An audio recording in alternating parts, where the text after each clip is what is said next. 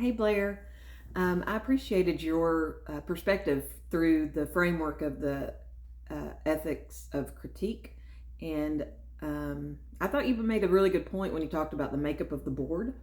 It would be interesting to know who is on the board and what their ethnicity, gender, social status is, to know, do they mirror the population of the school?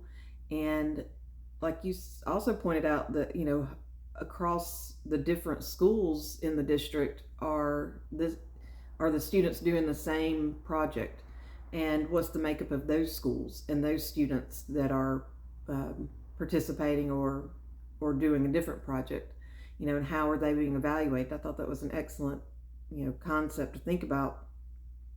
um, you also talked about who has the power, and in this case it sounds like the parents really were pulling power from the superintendent.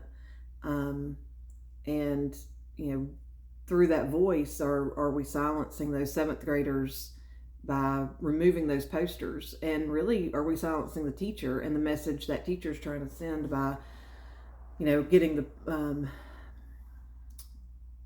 that content out there to those older students who are um, getting pregnant, obviously not having safe sex?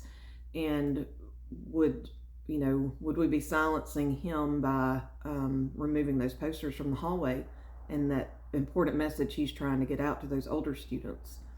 However, by silencing them, are we also protecting those fifth and sixth graders who are maybe too young to handle that content? And I mean, it's a tough question. But I definitely think that lens through the ethic of critique is important to consider, so that we make sure that we're balancing,